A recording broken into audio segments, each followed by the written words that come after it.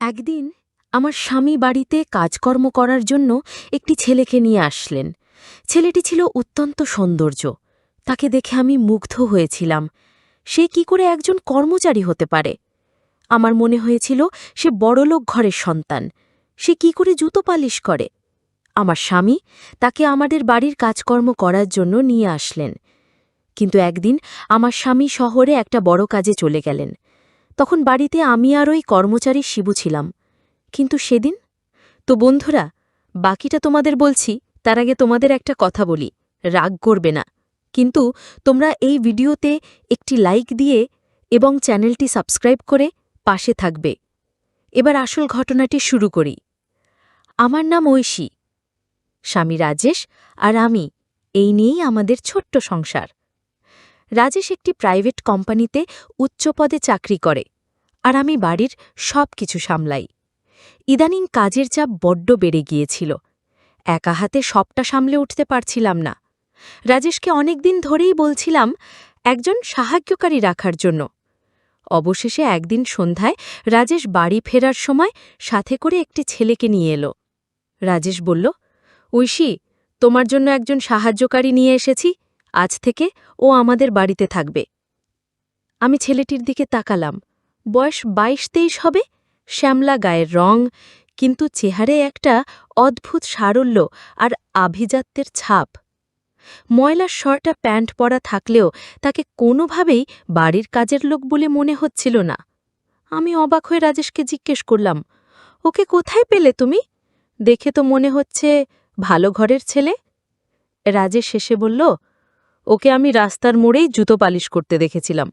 প্রচণ্ড রোদের মধ্যে ঘামতে ঘামতেও কাজ করছিল, কিন্তু ওর চোখে মুখে একটা সততার ছাপ ছিল। আমার খুব মায়া হলো। কথা বলে জানলাম ওর থাকার কোনো জায়গা নেই। তাই আমি ওকে বললাম, জুতো পালিশ করে যা রোজগার করো তার ৩ গুণ টাকা আমি মাইনে দেব, তুমি আমাদের বাড়িতে কাজ করবে। ও এক কথায় রাজি হয়ে গেল। আমি ছেলেটির দিকে তাকিয়ে বললাম, তোমার নাম কি? সে নম্রভাবে মাথা নিচু করে বলল, আমার নাম শিবু। তার বিনয়ী আচরণ দেখে আমার ভালো লাগল। রাজেশ শিবুকে রাতের থাকার ঘরটি দেখিয়ে দিল। ঘরটা বাড়ির পেছনের দিকে, ছোট কিন্তু পরিষ্কার। রাজেশ তাকে বলল, তোমার যদি কোনো অসুবিধা হয় তাহলে আমাকে বা তোমার ম্যাডামকে জানাবে। রাতে খাওয়ার পর রাজেশ অফিসের কাজে ব্যস্ত হয়ে পড়ল। আমি বারান্দায় দাঁড়িয়েছিলাম। দেখলাম শিবু তার ঘরের সামনে চুপচাপ আকাশের দিকে তাকিয়ে আছে। কি যেন একটা গভীর বিষণ্ণতা তার চোখে মুখে। আমি কৌতূহলবশত এগিয়ে গেলাম। এখানে কি করছো শিবু? সে চমকে উঠে আমার দিকে তাকালো। বলল, কিছু না ম্যাডাম, এমনিতেই। আমি বললাম, তোমার কি বাবা মা কেউ নেই? শিবু একটা লম্বা শ্বাস ফেলে বলল, না ম্যাডাম, আমি খুব ছোটবেলায় হারিয়ে গিয়েছিলাম। তারপর থেকে মানুষের বাড়িতে, স্টেশনে, রাস্তার মোড়ে বড় হয়েছি। বাবা মায়ের চেহারাও আমার ঠিকমতো মনে নেই। তার কথা শুনে আমার মনের ভিতরটা কেমন গড়ে উঠল। কিন্তু পরক্ষণেই শিবু আমার দিকে অদ্ভুতভাবে তাকিয়ে বলল, ম্যাডাম, আপনাকে দেখে আমার কেন যেন খুব চেনা চেনা লাগছে। মনে হচ্ছে আপনাকে আমি আগেও কোথাও দেখেছি। কথাটা শুনে আমি চমকে উঠলাম। একজন কর্মচারী যাকে আমি চিনি না জানি না, তার মুখে এমন কথা শুনে আমার মনের ভিতরটা কেমন যেন অস্বস্তিতে ভরে গেল। আমি কঠোর স্বরে বললাম, কাজের মানুষের মতো থাকো, বেশি কথা বলার দরকার নেই। এখন যাও, ঘুমিয়ে পড়ো। শিবু হয়তো আমার কথায় কষ্ট পেল। সে চুপচাপ মাথা নিচু করে নিজের ঘরে চলে গেল। কিন্তু আমার মনে কেমন যেন সন্দেহ হল।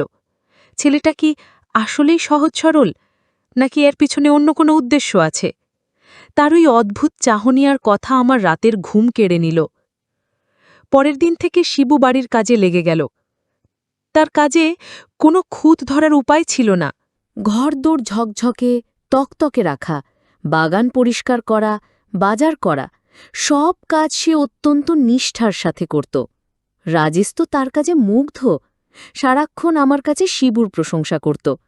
দেখেছ ঐশী, কি ভালো একটা ছেলেকে এনেছি, একেবারে হীরের টুকরো।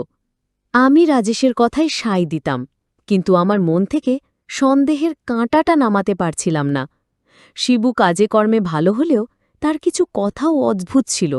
সে প্রায়ই আমার দিকে অপলক দৃষ্টিতে তাকিয়ে থাকত। আমি টের পেলেই সে চোখ নামিয়ে নিত। মাঝে মাঝে অনুমতি ছাড়াই বেশি কথা বলত, যা আমার অস্বস্তি বাড়িয়ে দিত। একদিন দুপুরে আমি আমার পুরনো অ্যালবামগুলো দেখছিলাম, আমার ছোটবেলার ছবি, বাবা মায়ের সাথে তোলা ছবি। হঠাৎ পেছনে কারো উপস্থিতি টের পেয়ে ঘুরে তাকালাম। দেখি শিবু দরজার পাশে দাঁড়িয়ে আছে। আমি কিছুটা বিরক্ত হয়ে বললাম, তুমি এখানে কি করছো? অনুমতি ছাড়া আমার ঘরে ঢুকেছ কেন? শিবু ভয়ে পেয়ে বলল, মাফ করবেন ম্যাডাম, আমি আপনাকে ডাকতে এসেছিলাম। আপনি দুপুরের খাবার খাবেন কিনা তার জন্য এসেছিলাম। আমি কঠোরভাবে বললাম, দরজার বাইরে থেকে ডাকতে পারবে, আর কখনো আমার অনুমতি ছাড়া ঘরে ঢুকবে না। সে মাথা নিচু করে চলে গেল, কিন্তু আমি লক্ষ্য করলাম তার যাওয়ার আগে তার চোখ দুটো অ্যালবামের উপর আটকে ছিল। আমার সন্দেহ আরও ঘনীভূত হল। তার উদ্দেশ্য পরিষ্কার নয় বলে মনে হচ্ছিল, নাকি অন্য কোনো উদ্দেশ্য। কয়েকদিন পর শিবু এসে আমাকে বলল, ম্যাডাম, আমাকে যে ঘরটা দিয়েছেন সেখানে থাকতে একটু অসুবিধে হচ্ছে। আমি অবাক হয়ে বললাম, কেন? কি অসুবিধা? সে ইতস্তত করে বলল, ঠিক বলতে পারবো না ম্যাডাম, ঘরটাতে ঢুকলে আমার কেমন যেন একটা অস্বস্তি হয়। মনে হয় এই পরিবেশটা আমার জন্যে নয়। আমি তার কথা শুনে তার ঘরে গেলাম। চারপাশ ভালো করে দেখলাম। আলো বাতাসের কোনো কমতি নেই, ঘরটাও পরিষ্কার। আমি কোনো সমস্যাই খুঁজে পেলাম না। আমার রাগ বেড়ে গেল। আমি বললাম, দেখো শিবু, আমি তোমার কোনো নাটক সহ্য করব না। যে ঘরে থাকতে দেওয়া হয়েছে সেখানেই থাকতে হবে। যদি বেশি সমস্যা হয় তাহলে তুমি কাজ ছেড়ে চলে যেতে পারো। আমার কথায় শিবু কষ্ট পেয়েছিল, তা তার মুখ দেখেই বোঝা যাচ্ছিল। সে আর একটাও কথা না বলে নিজের কাজে মন দিল। কিন্তু সেদিন রাতে আমি একটা অদ্ভুত স্বপ্ন দেখলাম কর্মচারী সেই ছেলেটি আমাকে বলল, ম্যাডাম, আমি আর আপনার বাড়িতে থাকব না, চাকরিও করব না, কারণ আপনি অনেক সন্দেহ করেন। আমার টাকার দরকার নেই, আমি চলে যাব। ম্যাডাম, আমার চরিত্র অনেক ভালো, আপনি আমাকে শুধু শুধু সন্দেহ করেন। ঘুমটা ভেঙে যাওয়ার পর আমার সারা শরীর ভয় কাঁপছিল। এই স্বপ্নটা আমি আগেও কয়েকবার দেখেছি। সকালে ঘুম থেকে ওঠার পর থেকেই আমার মনটা খারাপ ছিল। স্বপ্নের ঘটনাটা আমাকে ভীষণভাবে নাড়া দিয়ে গেছে। শিবুর কথা মনে পড়তেই আমার মন খারাপ হয়ে গেল। রাজেশ আমার অবস্থা দেখে জিজ্ঞেস করল, কি হয়েছে ঐশী? তোমাকে এমন চিন্তিত দেখাচ্ছে কেন? আমি তাকে স্বপ্নের কথা বললাম। রাজেশ আমাকে সান্ত্বনা দিয়ে বলল, এসব কথা ভেবে কষ্ট পেও না, যা হওয়ার তা হয়ে গেছে। কিন্তু আমার মন মানছিল না। সারাদিন আমি অন্যমনস্ক হয়ে রইলাম। এরই মধ্যে শিবুর অদ্ভুত কথাগুলো আমার কানের মধ্যে বাজতে লাগল। সন্দেহ আরও বেড়ে গেল। সে এখন আগের চেয়েও বেশি চুপচাপ থাকত, কিন্তু তার সেই অদ্ভুত চাহনিটা বদলায়নি। মাঝে মাঝে দেখতাম সে উঠোনের এক কোণে বসে কি যেন ভাবছে। তার চোখের কোণে জল চিকচিক করত। আমার মনে হতো এই ছেলেটা কোনো বড় রহস্য লোক আছে। একদিন আমি রাজেশকে বললাম, আমার শিবুকে নিয়ে খুব ভয় হচ্ছে। ওর কথাবার্তা একদমই স্বাভাবিক নয়। আমার মনে হয় ও ভালো মানুষ নয়। রাজেশ আমার কথা উড়িয়ে দিয়ে বলল, ঐশী, তুমি অকারণে ওকে সন্দেহ করছো। ও খুব ভালো ছেলে। হয়তো ওর জীবনে অনেক কষ্ট আছে, তাই একটু চুপচাপ থাকে। তুমি ওর সাথে একটু ভালো করে কথা বলো, দেখবে সব ঠিক হয়ে যাবে। রাজেশের কথায় আমি আশ্বস্ত হতে পারলাম না। আমার মনে হলো রাজেশ বড্ড বেশি সরল। সে মানুষের উপরে দেখে বিশ্বাস করে ফেলে। আমি ঠিক করলাম শিবুর ওপর নজর রাখব। এর কয়েকদিন পরেই রাজেশকে অফিসে জরুরি কাজে 3 দিনের জন্য শহরের বাইরে যেতে হলো। যাওয়ার আগে সে শিবুকে ডেকে বলল, শিবু, আমি কয়েকদিনের জন্য থাকব না। তুমি বাড়ির সব দায়িত্ব ঠিকমতো পালন করবে আর ম্যাডামের খেয়াল রাখবে। শিবু মাথা নেড়ে সম্মতি জানালো। রাজেশ চলে যাবার পর আমার মনের ভেতরটা কেঁপে উঠল। এই কদিন আমাকে এই অদ্ভুত লোকটার সাথে একা বাড়িতে থাকতে হবে। আমার ভয়টা শতগুণ বেড়ে গেল। আমি ঠিক করলাম এই সুযোগে শিবুর আসল পরিচয় খুঁজে বের করতেই হবে। সে আসলে কে, কি চায়, তা আমাকে জানতেই হবে। রাজেশ যাওয়ার প্রথম দিনটা কোনো অঘটন ছাড়াই কেটে গেল। শিবু বাড়ির কাজ নিঃশব্দে করে যাচ্ছিল, কিন্তু তার নীরবতা আমার কাছে আরও বেশি ভয়ের কারণ হয়ে দাঁড়িয়েছিল। আমার মনে হচ্ছিল এটা হয়তো বড় কোনো ঝড়ের আগের শান্ত অবস্থা। রাতে আমি নিজের ঘরের দরজা ভালো করে বন্ধ করে ঘুমালাম। আমার মনে হচ্ছিল আমি যেন নিজের বাড়িতেই একজন বন্দী। পরদিন দুপুরে আমি রান্নাঘরে কাজ করছিলাম। হঠাৎ বাইরে থেকে একটা চিৎকারের আওয়াজ পেলাম। আমি দৌড়ে বাইরে গেলাম। দেখি পাশের বাড়ির ছোট ছেলেটা খেলতে গিয়ে পুকুরে পড়ে গেছে এবং পানিতে পড়ে গিয়েছিল। সেখানে কেউ ছিল না। আমি সাঁতার জানি না, কি করব ভেবে পাচ্ছিলাম না। ঠিক সেই মুহূর্তে শিবু তার পাশেই কাজ করছিল। সেই ঘটনাটা দেখতে পেয়ে এক মুহূর্তও দেরি না করে পুকুরে ঝাঁপ দিল। নিজের জীবনের ঝুঁকি নিয়ে সে ছেলেটাকে পানি থেকে তুলে আনল। ততক্ষণে আশপাশের লোকজনও ছুটে এসেছে। সবাই শিবুর সাহসের প্রশংসা করতে লাগল। ছেলেটির মা এসে তো শিবুর পায়ে পড়ে কান্নাকাটি শুরু করে দিল। আমি দূর থেকে পুরো ঘটনাটা দেখলাম। যে ছেলেটাকে আমি এতদিন ধরে সন্দেহ করে এসেছি, সে আজ একটা বাচ্চার জীবন বাঁচালো। আমার মনের ভেতরের বিশ্বাসের দেওয়ালটা প্রথমবারের মতো নড়ে উঠল।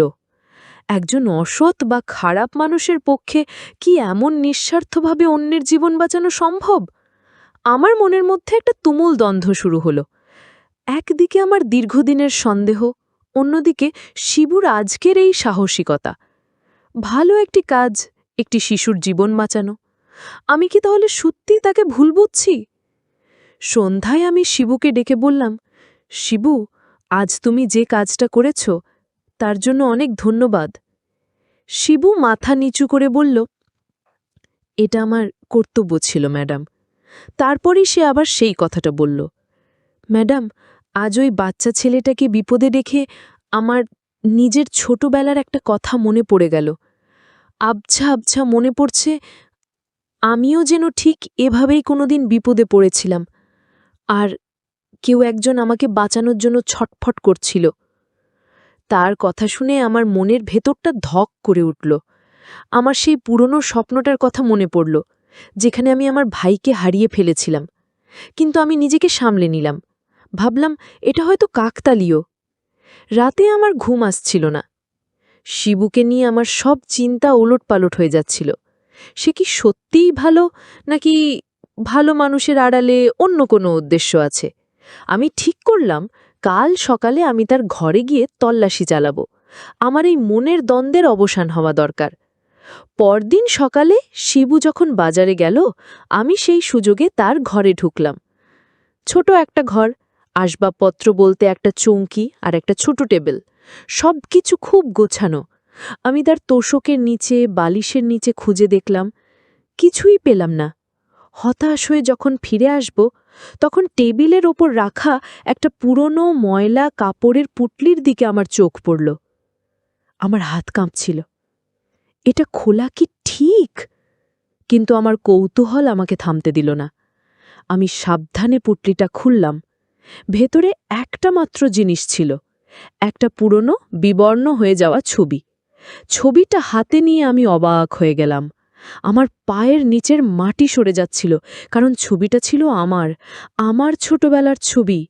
আর আমার পাশে দাঁড়িয়ে থাকা ছোট ছেলেটা, সেই ছিল আমার হারিয়ে যাওয়া ভাই, শুভ।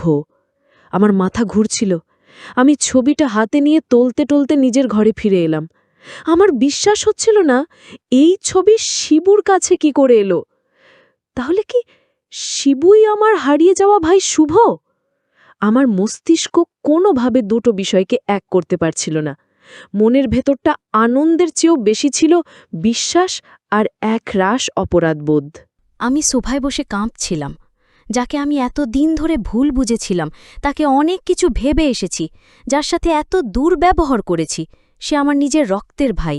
আমি পাগলের মতো অপেক্ষা করছিলাম শিবু বাজার থেকে ফেরার জন্য। প্রত্যেকটা মিনিট আমার কাছে এক একটি ঘণ্টার মতো মনে হচ্ছিল। অবশেষে শিবু ফিরল। আমি তাকে দেখেই দৌড়ে তার সামনে গেলাম। আমার চোখ দিয়ে তখন অঝরে জল পড়ছিল। শিবু আমাকে ওই অবস্থায় দেখে ভয় পেয়ে গেল। সে জিজ্ঞেস করল, ম্যাডাম, কি হয়েছে? আপনি কাঁদছেন কেন? আমি কি কোনো ভুল করেছি? আমি তার কথার উত্তর না দিয়ে কাঁপা কাঁপাতে ছবিটা তার সামনে ধরে বললাম, এই ছবি তুমি কোথায় পেলে শিবু? ছবিটা আমার হাতে দেখে শিবু চমকে উঠল। তার মুখটা ফ্যাকাশে হয়ে গেল। সে মাথা নিচু করে বলল, ম্যাডাম, এটা আমার কাছেই ছিল। এটা আমার দিদির ছবি। আমি যখন ছোট ছিলাম তখন দিদির সাথে এই ছবিটা তুলেছিলাম, কিন্তু একদিন একটা মেলায় গিয়ে আমি দিদির কাছ থেকে হারিয়ে যাই। তারপর থেকে এই ছবিটাই আমার একমাত্র সম্বল। আমি আর নিজেকে ধরে রাখতে পারলাম না। কান্নায় ভেঙে পড়ে বললাম, এই ছবিতে থাকা ছেলেটা কি তুমি, শিবু? অবাক হয়ে আমার দিকে তাকিয়ে বলল, হ্যাঁ ম্যাডাম। আমি চিৎকার করে কেঁদে উঠলাম, বললাম, আর আমাকে ম্যাডাম বলিস না, আমি তোর দিদি, আমি তোর ঐশী দিদি, আর তুই আমার ভাই শুভ। শুভ অর্থাৎ শিবু আমার কথা শুনে পাথরের মতো দাঁড়িয়ে রইল, তার চোখ দুটো বিস্ময়ে বড় বড় হয়ে গেল। আমি কাঁদতে কাঁদতে বললাম, আমার সব মনে পড়েছে, ছোটবেলায় আমি তোকে মেলায় নিয়ে গিয়েছিলাম, আমার অসাবধানতার কারণে তুই ভিড়ের মধ্যে হারিয়ে গেলি, বাবা মা আর আমি তোকে কত খুঁজেছি, তুই আমাদের মায়ের পেটের আপন ভাই। শুভুর চোখ দিয়ে এবার জল গড়িয়ে পড়ল, গলায় বলল, দিদি তাই তো তোমাকে দেখে আমার এত চেনা মনে হতো, তোমার গলার স্বর, তোমার চোখ, সবকিছু আমার কাছে পরিচিত লাগত। কিন্তু কিছুতেই মনে করতে পারছিলাম না আমি তোকে কর্মচারী ভেবে কত সন্দেহ করেছি, কত অপমান করেছি। ভাই, তুই আমাকে মাফ করে দে।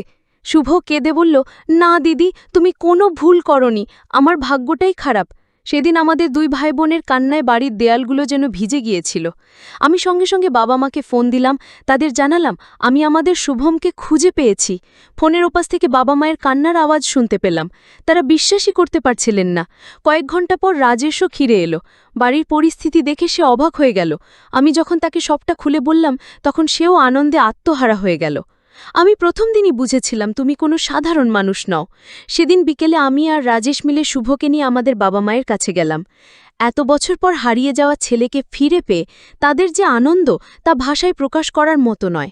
আমাদের পরিবার আবার সম্পূর্ণ হল। আমি আমার স্বামীকে ধন্যবাদ জানালাম আমার ভাইকে আমার কাছে ফিরিয়ে দেওয়ার জন্য। আমার মন থেকে সব সন্দেহ, সব অপরাধবোধ দূর হয়ে গেল। এখন আমার ভাই আমার পাশেই আছে। আমাদের পরিবার এখন অনেক হাসি খুশিতে আছে। বন্ধুরা, আজকের গল্পটি কেমন লাগলো তা অবশ্যই কমেন্ট করে জানাতে ভুলবেন না।